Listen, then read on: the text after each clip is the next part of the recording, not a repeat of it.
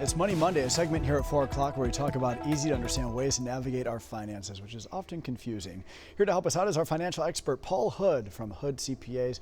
Paul, great to see you, my friend, back in person, looking sharp today. Here we go.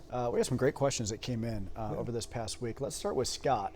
Scott says, my kids work and go to college. They have student loans in their names, but I'm making payments on them. Who can claim the tuition payment and student loan interest? So, Scott, the answer to that is potentially two different people. The tuition payments, what Scott's talking about is there is a credit and or deduction for college tuition.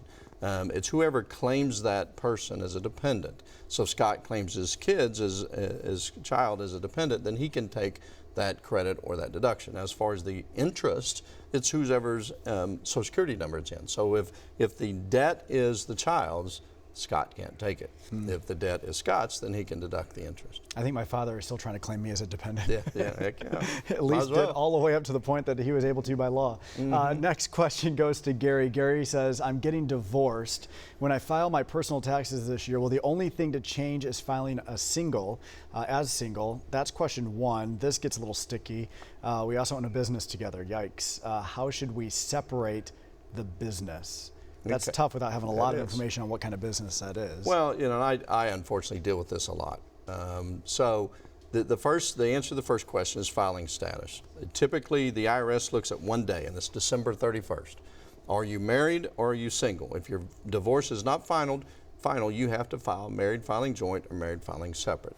And there's pros and cons to both. A lot of times you don't want to file joint because if you file joint with somebody else, you're what's called jointly and severally liable for the taxes. So the IRS can come after you, either one of you, for 100%. So now there is an exception that if you have kids, then you've been separated for over 6 months of the year, the last 6 months of the year, you can file head of household.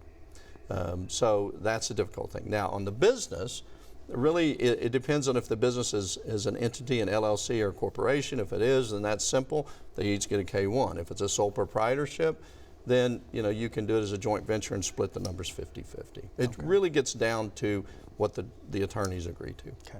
Try to divorce before December 31st. That's what you want. Our last question comes in from Beth. She wants to know, what is the minimum amount of acreage and head of cattle needed to qualify as a farm? That's interesting. Yeah, so the IRS, for any business to be put on your tax return, whether it's a farm or otherwise, you have to have a reasonable expectation of profit. So it's not really an acreage thing or the number of cattle, although that plays into that reasonable expectation of a profit. So if you have 5 acres and you have 1 cow and you're writing off 4-reelers and all that kind of stuff, it's not going to fly.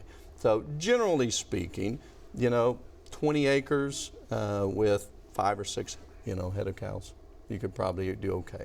But it's that reasonable expectation of a profit. Okay, so that's really not that much. No.